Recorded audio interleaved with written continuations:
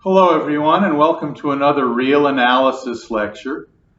Today we're going to talk about functions, and we have a good background in that area, but just for the sake of making sure that we're thinking on the same page, especially with reference to what we're about to do with functions, we're going to start from the beginning, define functions, go over some of the notation and so forth.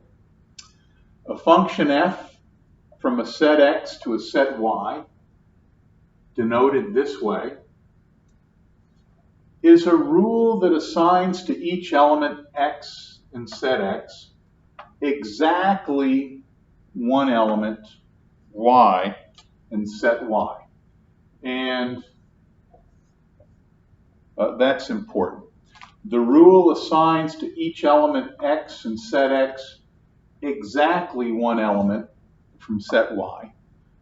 Not more than one element and not less than one element, exactly one element. The element y is sometimes denoted as f of x. And another remark, a function f from set x to set y can be defined precisely by an algebraic formula. For example, f of x equals 2x squared plus 3x plus 1. Or the function can be defined precisely using a picture or a diagram. And we're going to give some examples in just a minute. Don't underestimate the value of defining a function using a picture or a diagram. Some very important things that we're about to prove concerning functions are best proved using pictures and diagrams rather than an algebraic expression like f of x equals 2x squared plus 3x plus 1. So this picture or diagram approach is actually going to be very valuable to us, especially in real analysis.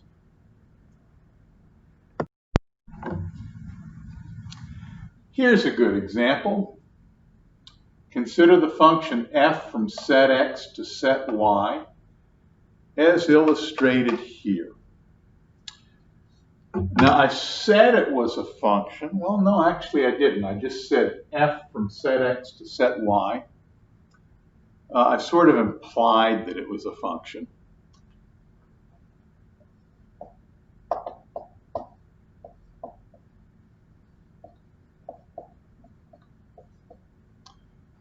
Is f a function? Well, let's see. A function is a rule that assigns to each element x exactly one element from set y. So A is assigned to the element 1, exactly one element. B is assigned the element 2, exactly one element. C is assigned the element 4, exactly one element. D is assigned the element 5, exactly one element. So, yes, f is a function. Now we might be wondering about this element 3 that isn't paired up with any element in set x. Well, the definition of function doesn't say that every element in y has to be assigned to an element in x. It just says that every element in x has assigned to it one element in y. It doesn't say that every element in y has to be assigned to an element in set x. So it's okay if this element doesn't get assigned with any element in set x. Now let's look at another example. Okay, what about this diagram? Does this diagram define x as a function? Well, let's see. Is each element in x assigned exactly one element from y? Let's see. A is assigned the element 1, exactly one element. B is assigned the element 2, exactly one element. C is assigned the element 2, exactly one element. D is assigned the element 4, exactly one element. So yes, every element in set X is assigned exactly one element from set Y. So this diagram does define f as a function. Now we learned last time, in the last example, that just because this element 3 is not assigned to any element in set X doesn't disqualify f from being a function. And the fact that this element 5 is not assigned to any element in set X doesn't disqualify f from being a function. The definition of function doesn't say that every element in set Y is assigned to some element in set X. It just says every element in set X is assigned exactly one element from set Y. And this happens here. But there's something else that might be troubling. This element 2 in set Y, excuse me, is assigned to element B. This element 2 in Y is also assigned to element C. Does that disqualify f from being a function? And the answer is no, because the element B is assigned exactly one element from set Y, and that's 2. The element C is assigned exactly one element from set Y. It happens to be 2.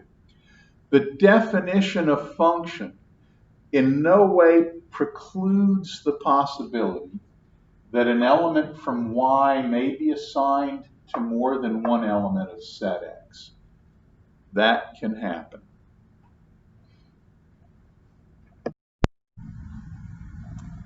All right, what about this diagram? Does this define f as a function of X? Let's see. Element A is assigned exactly one element from set Y, 1. Element B is assigned exactly one element from set Y, 2. Element C is assigned exactly one element from set Y, 3. What about that? Element D is not assigned any value from set Y, so f is not a function.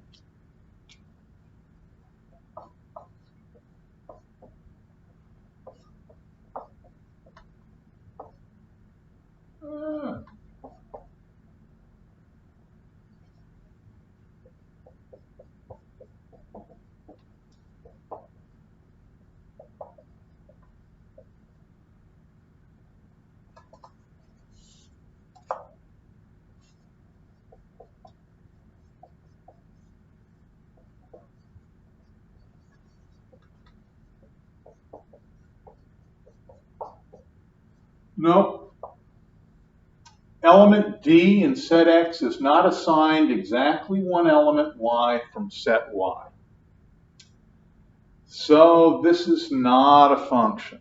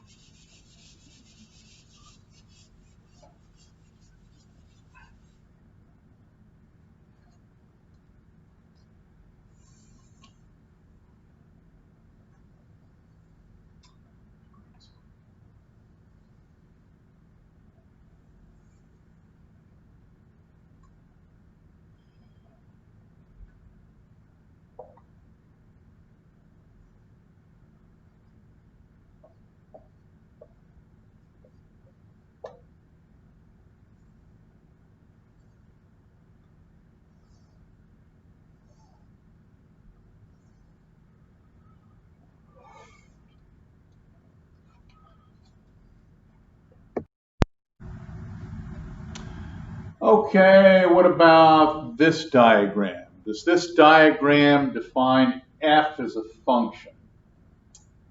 Does every element in the set X get assigned exactly one element from set Y?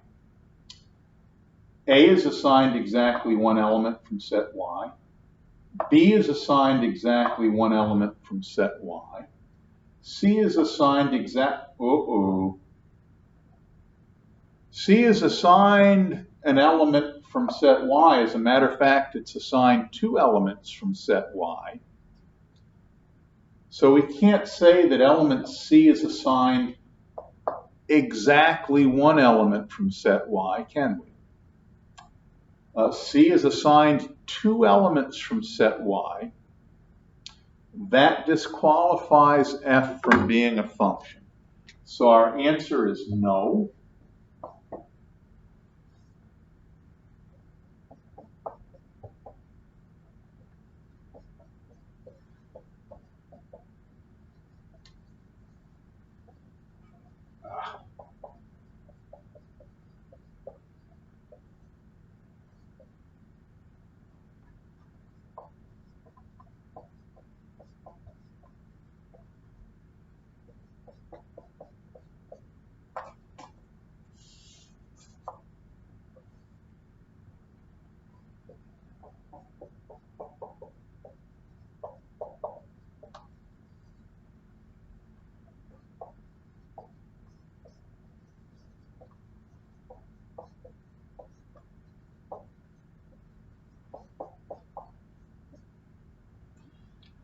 So this is our justification for saying that f is not a function. This element C in X is not assigned exactly one element from set Y. This element C in X is assigned two elements from set Y. Nope. F fails the function test. F is not a function.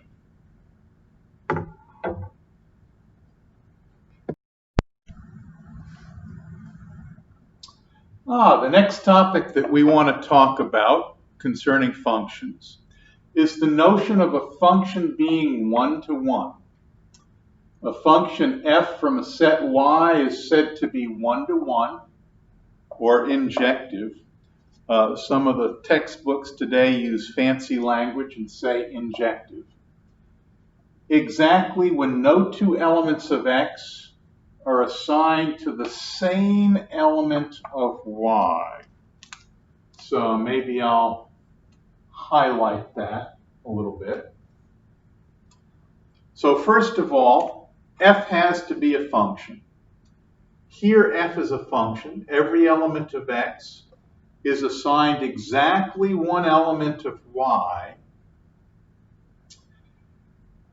Now, are any two elements of X assigned to the same element of Y?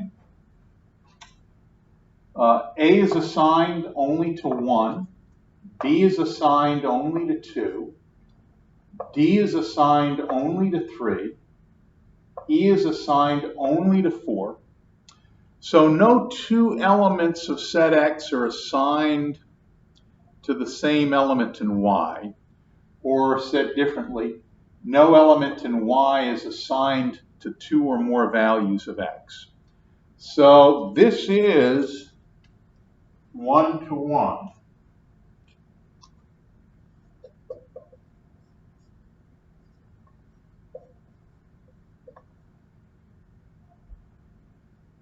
So f is one-to-one. Now let's look at this example. It is a function. Every element in X is assigned exactly one element from Y. The element 1 is assigned A. The element 2 is assigned A. The element 3 is assigned C. The element 4 is assigned D. So f is indeed a function, but is it one-to-one? This is problematic. two distinct elements in set X, elements 1 and 2, are both assigned the element A from Y. So this example fails the one-to-one test. F is not one-to-one.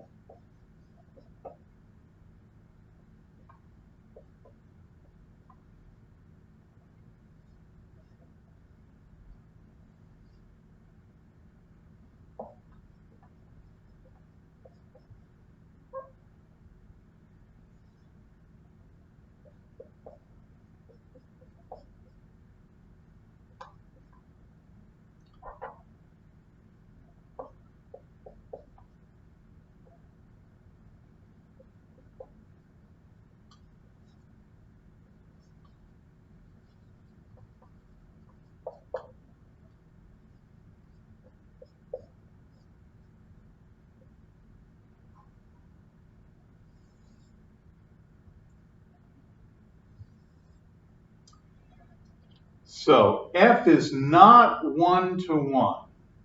And our reason is elements 1 and 2 in the set X are both assigned the element A in Y. So F is a function here, but it is not one-to-one. And there's nothing wrong with a function not being one-to-one. F of x equals x squared is an example. F of x equals x squared is a nice function, doesn't hurt anybody. Good upstanding citizen in the function community. But think about it. Negative 1 squared is equal to 1. Positive 1 squared is equal to 1. The elements negative 1 and positive 1 both get assigned the same element, 1. So f of x equals x squared is not a function that's one-to-one. Doesn't mean that it's a hardened criminal or anything like that. It's just that some functions that we deal with are one-to-one and some of them are not. That's all.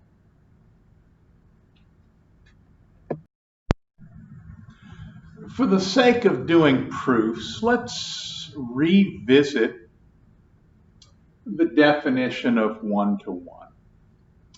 A function f from a set x to a set y is one-to-one exactly when no two distinct elements of x are assigned the same element of y. Now we can restate that. A function f from a set x to a set y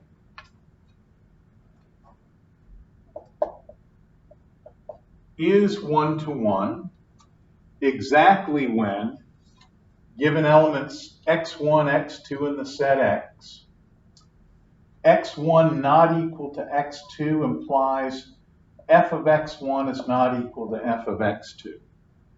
In other words, no two distinct elements in set x get assigned to the same elements in set y.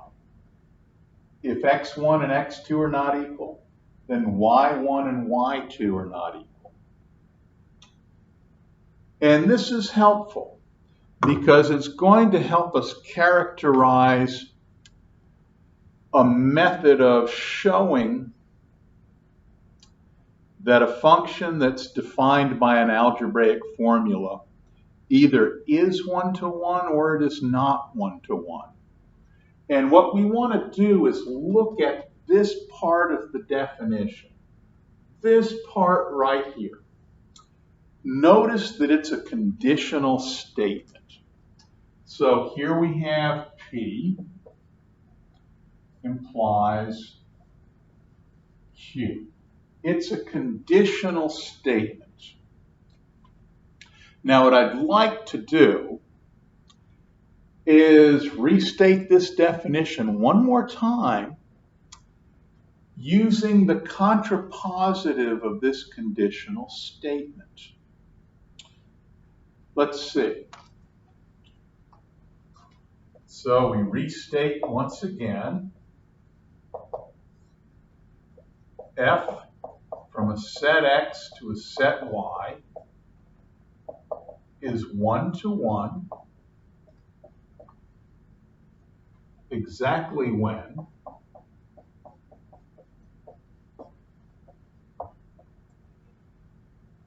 given x1 and x2 in set x,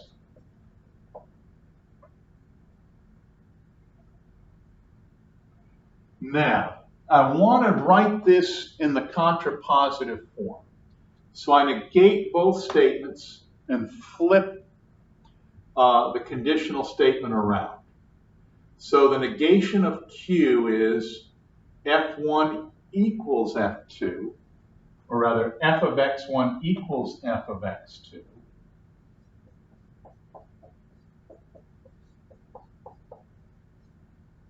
Implies, now we have to negate this. The negation of P is x1 equals x2.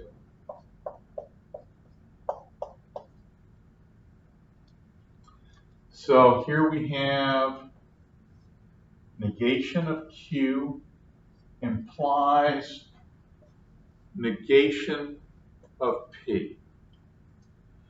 The reason that I want to write the definition of one-to-one in this form is that this is the criterion we're going to use either to show that a function f of x is one-to-one or it is not. This we don't use very often. This is typically the criterion we use to show that a function is one-to-one. And if a function's not one-to-one, typically we provide a counterexample. That's what we do.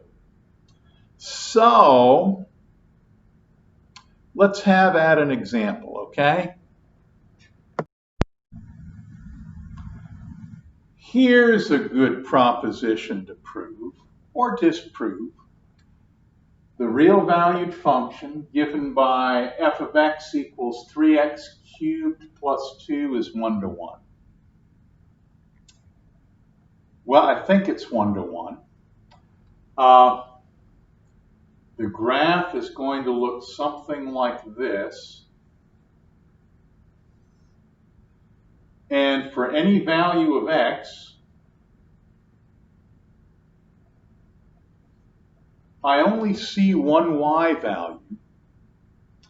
So based on my knowledge of what the graph of f of x looks like, it seems that this is going to be 1-to-1. So that I'm going to attempt to prove this rather than disprove it because I think this proposition is true.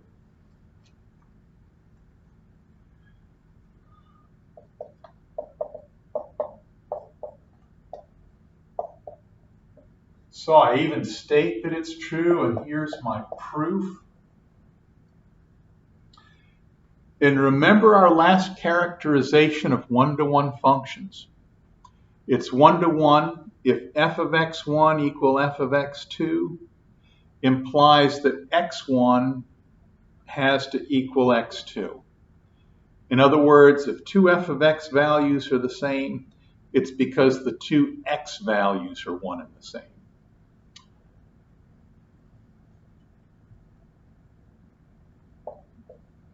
So we say, suppose that f of x1 equals f of x2. What does that mean? Well, here's f of x, so I'm going to write out f of x in formula form. I'm going to say f of x1, so that's 3x1 cubed plus 2 equals 3x2 cubed plus 2. And I'm trying to show that x1 equals x2. So the first thing I'm going to do is subtract 2 from both sides, perfectly legal. 3x1 cubed equals 3x2 cubed. Okay, Then I guess the next thing to do is to divide both sides by 3. So I have x1 cubed equals x2 cubed.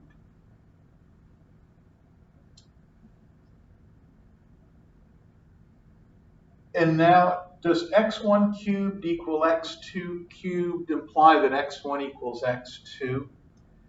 I say that it does for this reason. When we compute the cube root of a real number, we always get exactly one real number back, not two. And every real number has exactly one cube root. So this is safe. Now let me just, by the way, I'm done with the proof right here. But for the sake of those people who are reading the proof, let me just remind them of what it was that we did so that they'll realize we've come to the end. What we've just shown is that f of x1 equal f of x2 implies x1 equals x2.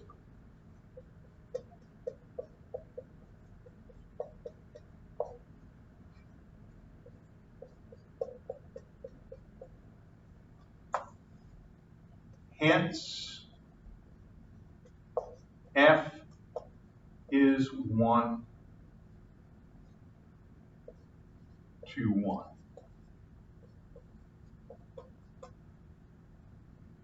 And that's the end of our proof.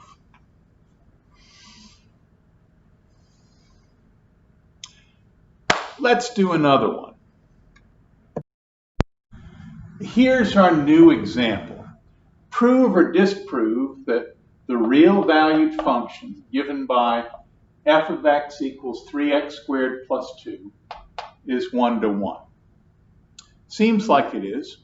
The other one was 1 to 1. So let's prove it.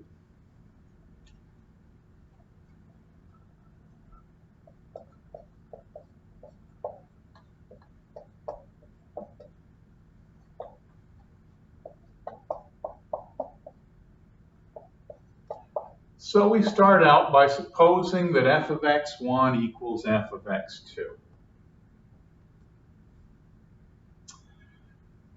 Well, that implies, according to the definition of f of x, that 3x1 squared plus 2 is 3x2 squared plus 2.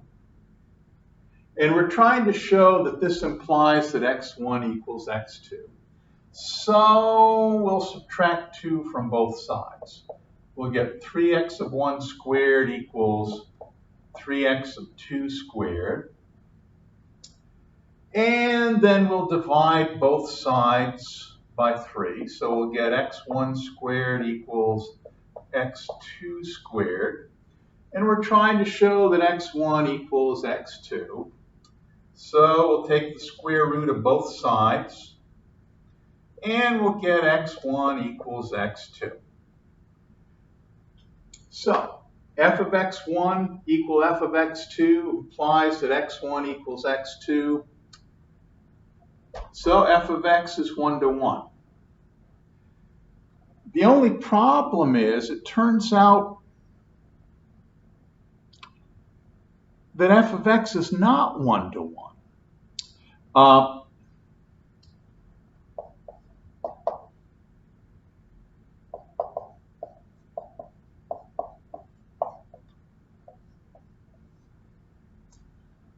Well, how do we prove that a statement is false? Typically, we provide a counterexample.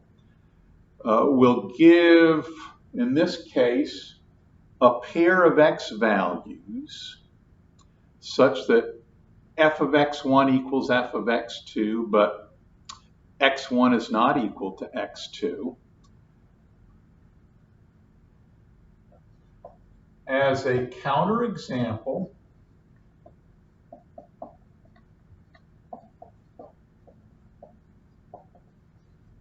consider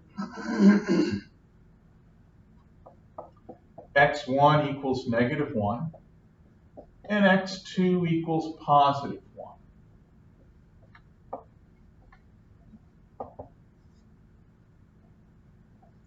x1 is not equal to x2, and yet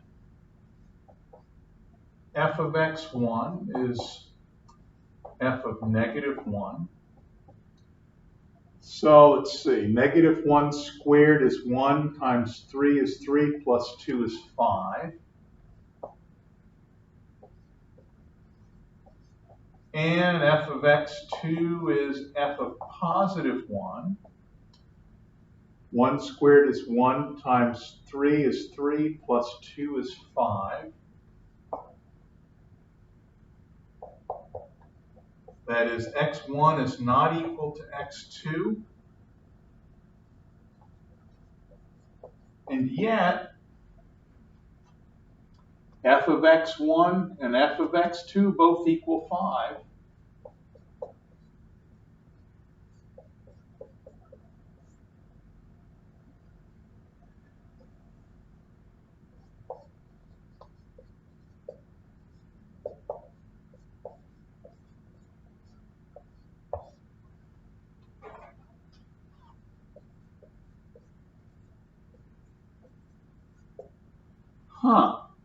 So f is not 1 to 1. We can exhibit two distinct x values, which, when we plug them into f of x, give the same f of x value. So we have two distinct x values, but they have the same y value. Oops, this function is not 1 to 1, which is kind of embarrassing, because over here I just proved that the function was 1 to 1. Wow, after this, nobody's going to believe anything I ever say again. How embarrassing. Well, maybe they'll forgive me if I acknowledge my mistake and promise never to do it again. But what was my mistake? Surely I can subtract 2 from both sides. There's no law against that. And surely I can divide both sides by 3. 3 is not 0. When I divide by 3, there's nothing wrong with that. And surely if I take the square root of, well, let's see. Surely if I square one number, and that's equal to the square of another number, they have to be the same number, right? Ooh, that's the problem. The square, every positive real number has two distinct positive square roots, +1 and -1. So just because the square of one number equals the square of another number doesn't mean those two numbers are equal. Oh, and I guess the problem is the squaring function that we mentioned earlier is not 1 to 1. In other words, we can have two distinct x values having the same y value. For example, x equal -1 and x2 equal +1. If x1 is -1 and we square it, we get 1. If x2 is +1 and we square it, we get +1. x1 and x2 squared or x1 squared is equal to x2 squared, but that doesn't mean that x1 and x2 are equal, because the squaring function f of x squared is not 1 to 1. So this was our mistake.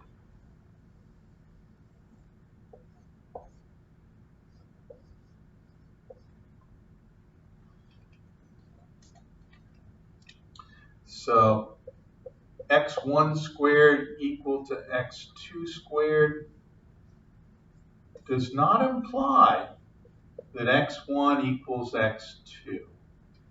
that was my mistake. And now that I've acknowledged my mistake and I promise never to do it again, maybe you can forgive me. I don't know. Maybe. I hope you can. But this is a great example. It shows what can happen to us if we just go through a proof on autopilot and we don't think about whether each step that we take is actually correct. See, that's what I was doing, wasn't it? Okay, subtract 2. There we go. Okay, divide by 3. There we go. Okay, do the square root of both sides. There we go. x1 equals x2. Did I ever bother to ask myself, well, let's see. If one number squared equals another number squared, does that mean that the two original numbers are equal? I never asked myself that question. And if I had, I might have thought, oh, wait a minute. If I square -1, I get +1. If I square +1, I get +1.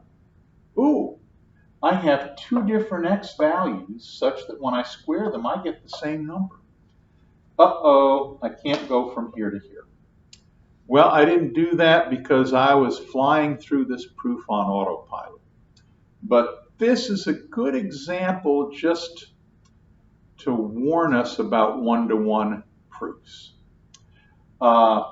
We need to make sure that each step that we take in our quest to show that x1 equals x2 is actually a legitimate step.